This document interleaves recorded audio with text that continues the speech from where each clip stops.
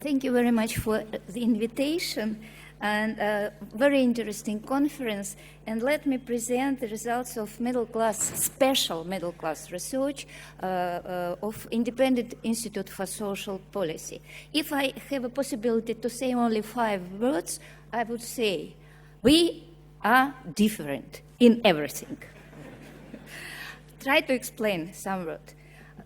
Some similarities we will face. First of all, the level of incomes grew very fast, especially of top quintile of Russian population, 350% from 1998. It's a huge growth. Russia averaged 250%. But the 3 bottom quintiles grew up lower than it was in a end of Soviet period. Please take into account huge differentiation in the Russian society. Income differentiation creates a huge barriers for widening and growth of middle class. Second, Russian middle class is a big problem to estimate. What is it? Because we face the problem of huge problem of low consistency, because it's a new middle class, the middle class post-Soviet epoch. There were no way of growing middle class like in other countries like Brazil and India. What are our criteria for research?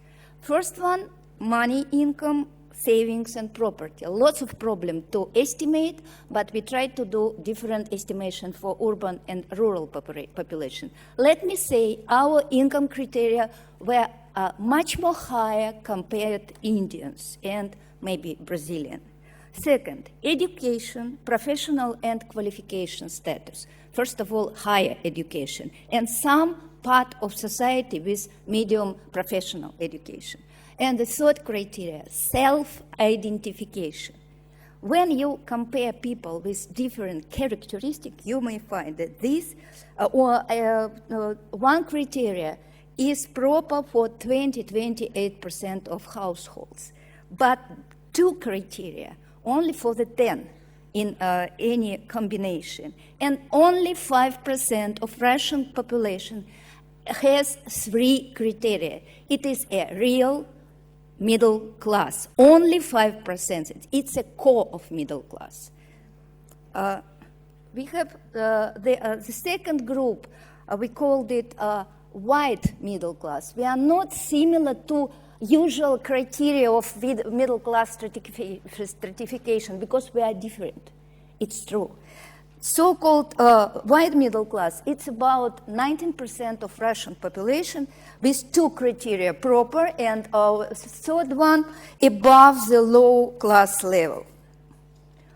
The next group is the middle class periphery.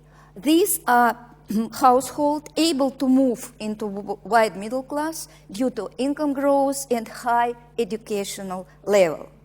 What is the dynamic? The share of wild middle class has grown from 12 to 19% since 2004. Middle class periphery growth has been slower from 19 to 24%. And the problem is it nearly stopped during the crisis and recovery. You can face again the barrier of huge diversity, huge inequality, preventing middle class growth. Where does middle class live? Spatial differentiation is closely connected with a center-periphery model. We have in Russia urban middle class. About 40% of Muscovites are the so-called white middle class. In the big cities, it's about 30. In the medium and small towns, it's about 20. And in the countryside, only 10%. What is the middle class labor structure? Market economy sector employers' share is the biggest, 36%. But the share of entrepreneurs has been declined from 13 to 11%.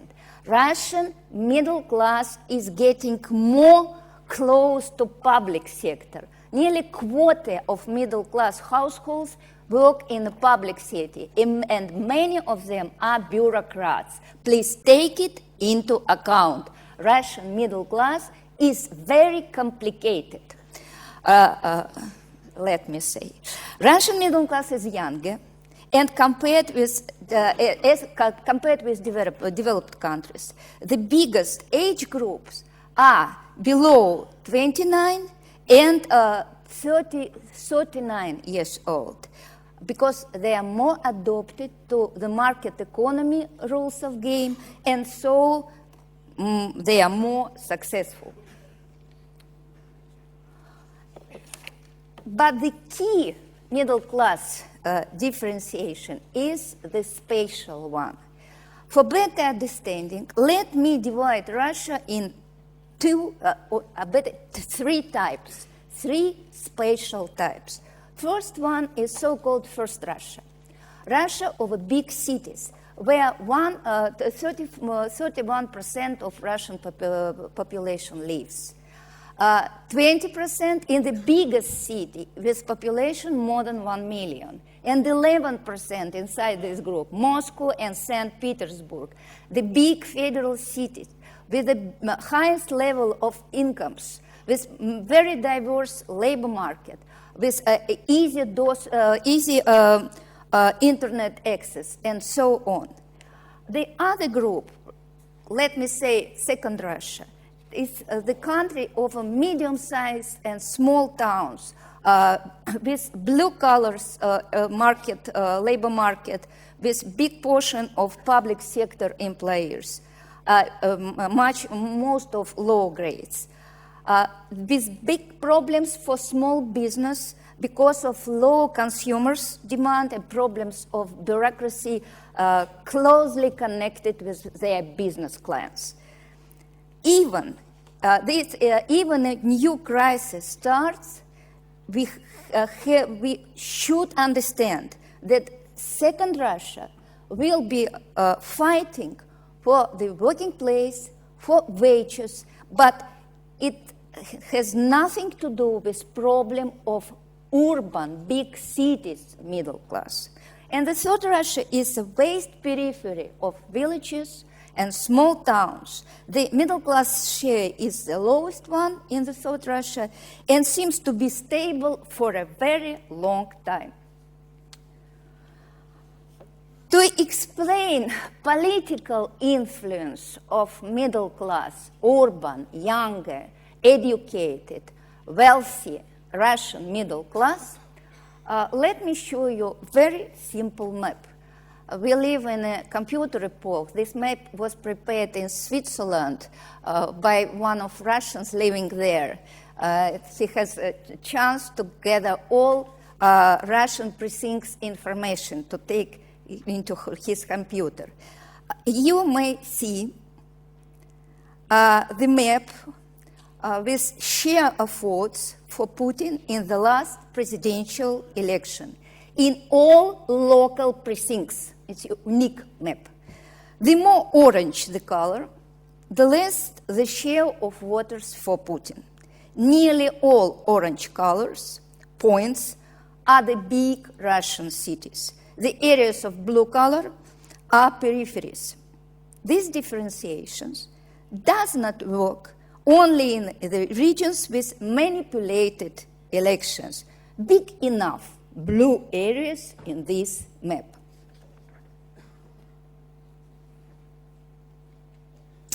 What can I say about political, sorry.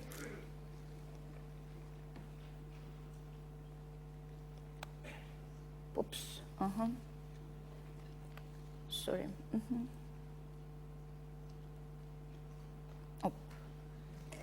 Technical fool, sorry.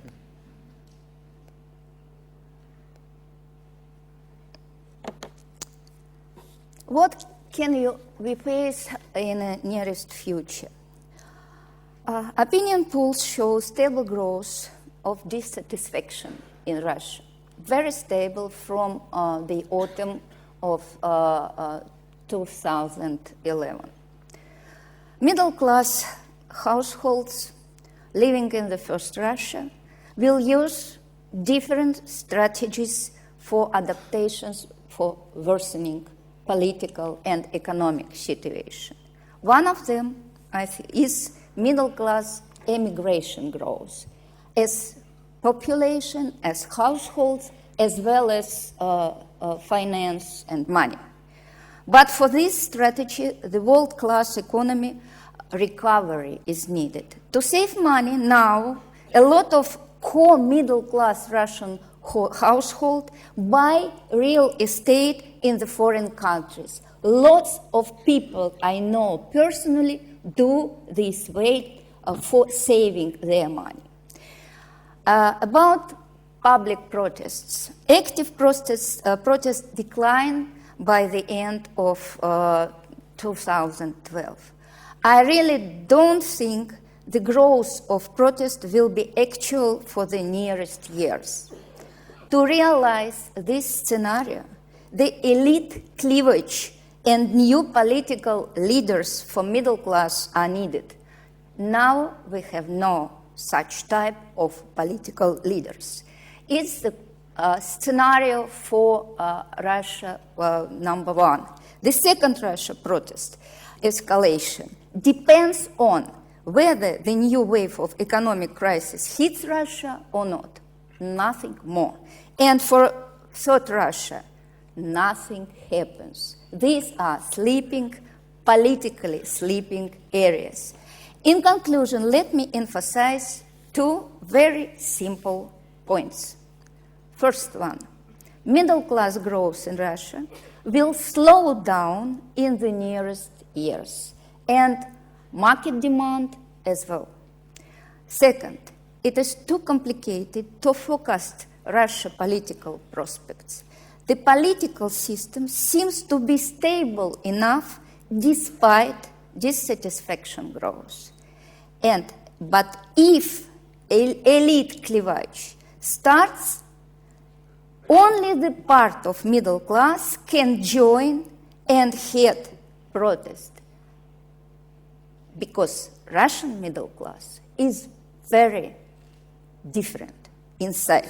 And the last point, geography matters. Geography really matters, because all which new events we will face, and we will face them sooner or later, they will start from Moscow.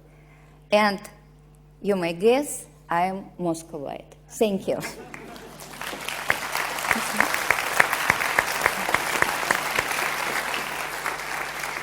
Thank you, Natalia.